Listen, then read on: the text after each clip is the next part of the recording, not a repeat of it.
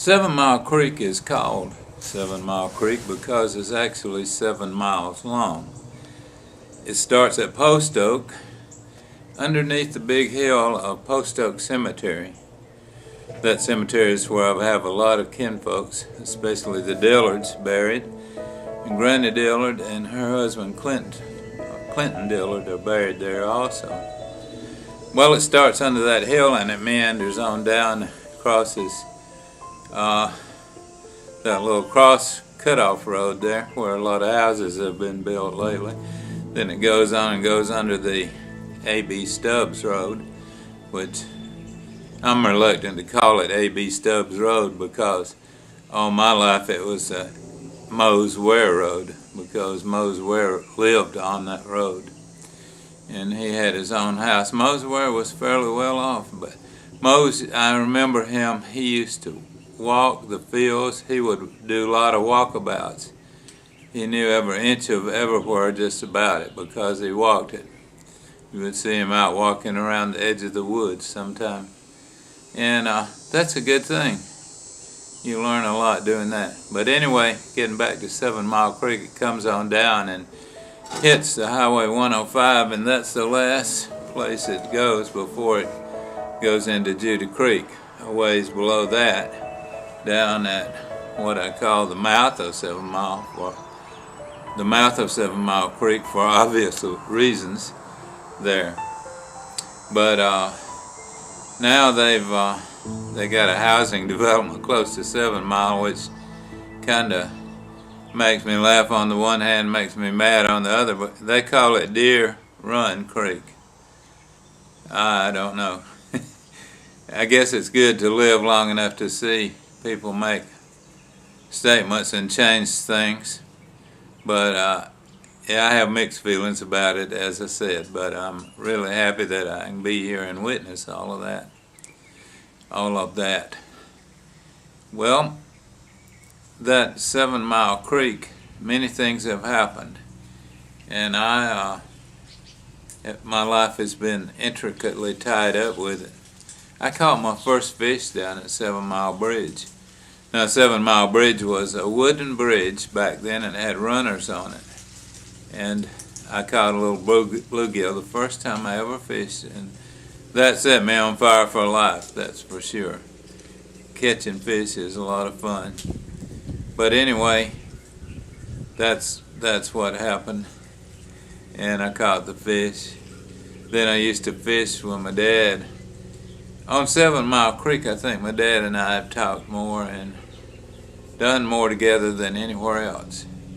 Well, back then, it used to be considered wrong or sinful to do anything on Sunday, like fish or recreation things or work. And anybody was frowned on that did them, or at least they got caught doing them. But if you could sneak around and do them, you'd do pretty well. But my daddy would.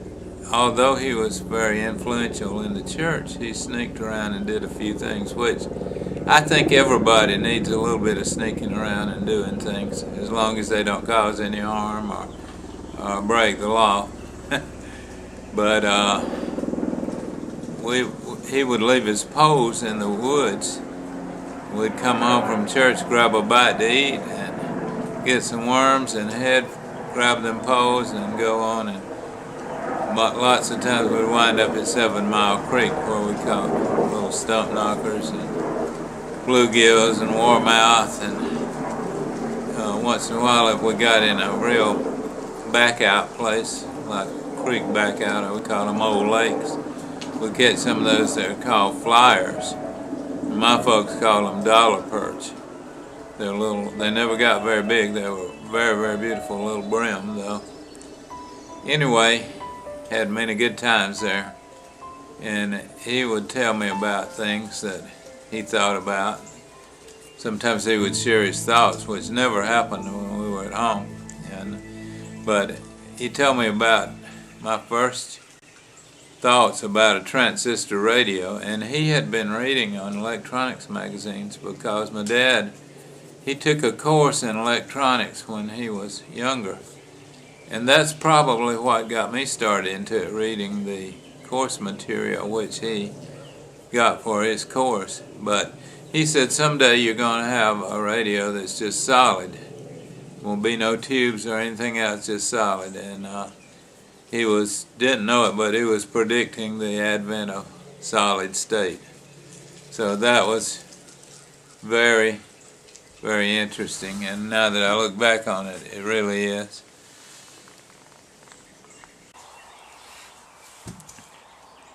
Between the old house where we lived out there, which I have now, it's a bit run down, there was 3 houses.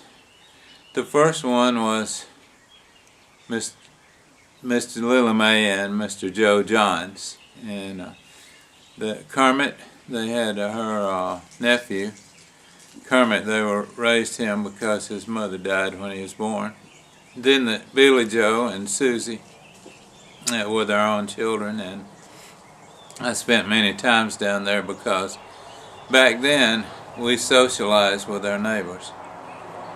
But anyway, the first house is where they lived, and we went down there lots. And when I was very little, I went down there with my mother, and that's where I listened to a lot of ladies talk about different things, and I guess I formed some opinions then and got some fears too. I told you about the story of a fellow whose bowel was locked one time. Well, the next house was just below that one, not really far. At the end of that, it used to be the field there where that housing development is, with the incorrect name.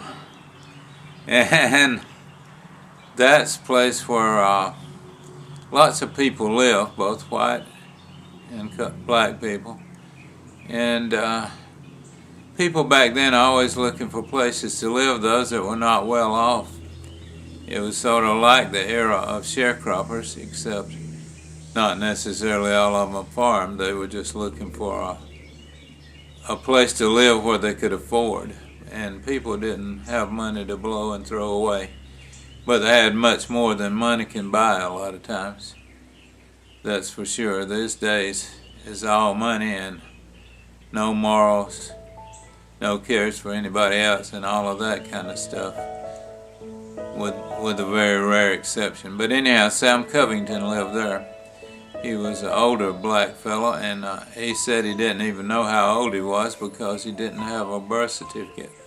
But he and I fished together a lot, and we wandered around together, and I would go down to his house and sit and talk with him and listen to him talk most of the time.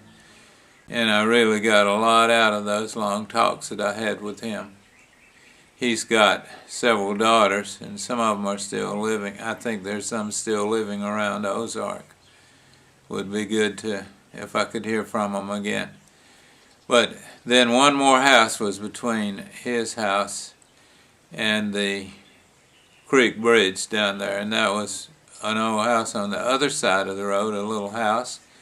And Uncle Henry and Aunt Laura lived down there. I don't know their real names. I only knew them as Uncle Henry and Aunt Laura. And I would get brave enough to go down the road at night as far as their house. But I would never go to 7 Mile Bridge because I was afraid a booger might get me. But I was brave enough to go as far as Uncle Henry and Aunt Laura's house, and people would tell me things, you know, how they tell children things to scare them, and if I heard the slightest strange noise or anything, I would take off and head back for the house. But anyway, that was the distance between the house where I was raised and 7 Mile Creek.